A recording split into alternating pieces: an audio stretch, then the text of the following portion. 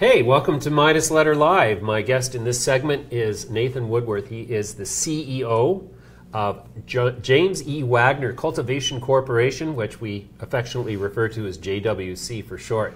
Nathan, thanks for joining me today. Hi, James. Thanks very much for having me. Yeah, so you had a auspicious debut on the TSX Venture last week. Saw a little downward pressure in your stock. Always happens when it starts to trade. But I wanted to talk today about the main differentiators in JWC's approach to cultivating cannabis relative to the entire universe of other cultivators. So tell me, what is the main difference in your approach? Well, we're a technology company in addition to being a licensed producer of medicinal cannabis. And the technology at its core focuses on a technique called aeroponics. Aeroponics is a type of advanced hydroponic cultivation. Rather than suspend the roots in a substrate like rock wool or peat moss or put them in water, we hang the roots in an enclosure in the air. We then mist that root mass with a proprietary nutrient solution. This helps to maintain the optimized health of the plant. Right. Okay. So Aeroponics is originally developed by NASA?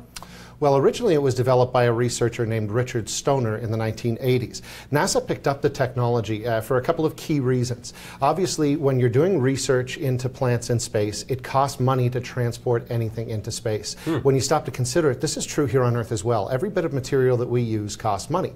Aeroponics is very advantageous because there are no substrate materials used at all. So there's very little cost in transporting the requirements for the growth of the plant system into space. And of course, the same reflects in our facilities here on Earth. So in the 90s, NASA did a lot of research using aeroponics. At the time, they were looking at studying the root morphology of the plants. They wanted to see how roots grow in zero gravity and how that compares to how they grow on Earth. And so they used aeroponics to do this because they could maintain an ongoing visual record of the root mass. Today, NASA still uses aeroponics on the International Space Station. Right now, they're doing a study to look at the long-term effects of radiation on food crops. Okay. And again, they're doing this in an aeroponic style because of the economic requirements of growing plants in space. Interesting. What is the net benefit of aeroponics in terms of yield and quality? In essence, we maximize both because what we're looking at is a complex system in the plant.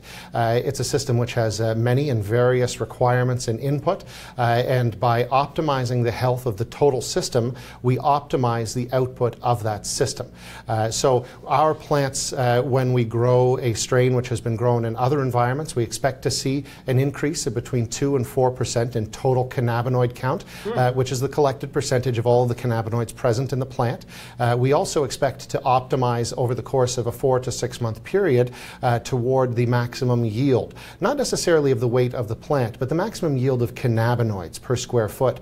This is a measure of the true efficacy of our productive system because it's the measure of the medicinal load that we can deliver to our patients on a per square foot basis. Okay, do you have an idea as to what your actual cannabinoid output per square foot is? Yes, in terms of total percentages, which is how we're calculating it today, we're looking at a yield of approximately 22 to 25% on a basis of approximately 50 grams per square foot of canopy per iteration, and we expect to do that between 5.5 and 6 times a year, which gives us at an optimized rate of 22 to 25% cannabinoid count, approximately a little in excess of 300 grams per square foot per year. Now, some of our strains will yield more at a lower percentage. Our maximum yielding strain actually yields at about 66 grams per square foot, and we can do that a little over 6 times a year. So we're pushing well north of 350 grams per square foot on that strain. But that percentage is considerably lower, weighing in at about a 13% total cannabinoid count, primarily CBDs. Interesting. Is there a benefit to medical standardization or the ability to deliver a medically standardized product as a result of aeroponic cultivation? Both in aeroponic cultivation and in the technology that we've developed specifically, the growth storm production system, yes, absolutely. Being able to optimize the system means that we know that we're going to achieve the maximum yield and the maximum quality of product every time we grow that product.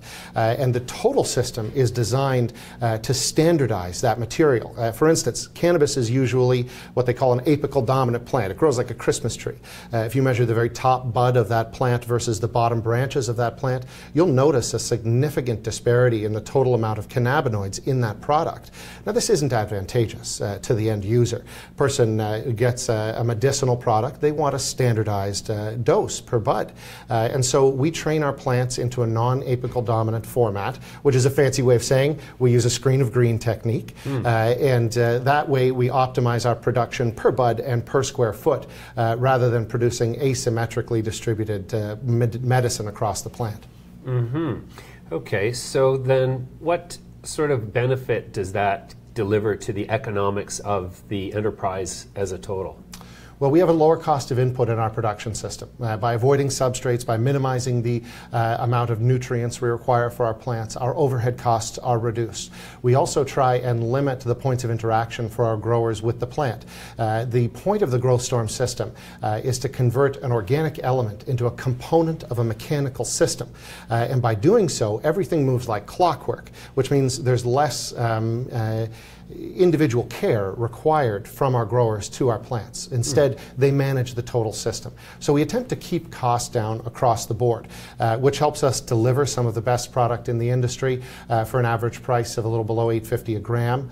And we also offer discounts on volume because we want our patients to not only use our product, but use as much of it as they need to treat their condition. Sure.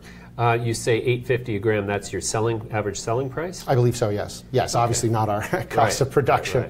Right. Do you have an idea of what your cost of production is at this point? At this point, it's around $2.50 a gram. Now, that's out of our pilot facility, which has taken a lot of development to get there. And of course, at that scale, there's a lot of additional overhead. Management firmly believes that we'll be pushing down toward $1 a gram by the time we're at full-scale production at our second large-scale facility, a 345,000 square foot expansion in the Lear building, or the old Lear building in Kitchener. It's now the JWCA building. Oh, interesting. Okay, you describe yourself as a technology company. Should investors read into that there is a potential or an imminent revenue stream coming from some kind of technology relationships, vending of licenses? Absolutely. We're actively pursuing a variety of strategies in this regard. We firmly believe that the growth storm system, which is patent pending on a number of key technologies, is the best system for cultivating cannabis in the world. And eventually, I believe that these technologies that we develop will play a larger role in agriculture in general. So I think that the future of JWC definitely holds a lot of opportunity in terms of licensing these technologies, creating technologies for home use, and developing a suite of secondary innovations, which a number of them hopefully will be deployed this year to begin to make a larger impact on the market in general. Interesting. So then is JWC more or less positioned as primarily a medical product provider, or more so for the recreational market, or equally both?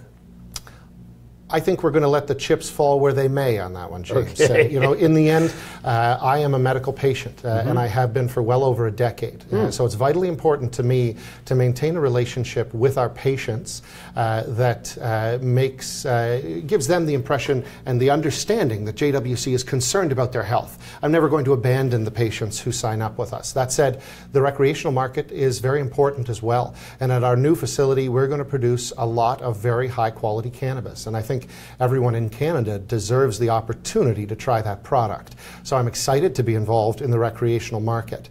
Where those percentages end up, how much of our product is dedicated to one market or the other, depends on demand and supply and a number of factors, which at the current point in the market's development simply haven't been defined. How are you going to market your product? Are you, for example, do you have patients now? Are you selling medical cannabis on your website? Do you have relationships with any other vendors? We have a number of patients already signed up and are buying product. We're registering new patients all the time. I think patients in Canada are excited about the concept of aeroponic cannabis, and so we have no shortage of people on our waiting list. We hope to get to all of you very soon, so there's an ever-increasing demand in that regard. We are also looking to begin selling our product through Canopy's Craft Grow outlet. We have a great relationship with them and we're very excited to be a part of it. We're just working out some of the final details and we hope in the weeks and months to come that product will be available there as well. Sure. Canopy Rivers, the investment arm of the Canopy Growth, made an investment into JWCA, if I'm not mistaken? Absolutely. We are one of their first investments and one of their largest to date. Interesting. What percentage of the company do they have? I believe at this point it's 14.6. Wow. Although I probably should have stopped at 14 just for fear of being inaccurate through too much accuracy. Right. So then I guess that puts you in a sort of favored position in terms of access to the Tweed Main Street outlet as a sales venue. They're excited to have our product. We're excited to be a part of it. Certainly it's a relationship which we're definitely going to pursue. All right, Nathan, let's leave it there for now. We'll come back to you shortly and see how you're making out. Thanks for joining us today. Terrific. Thanks a lot, James.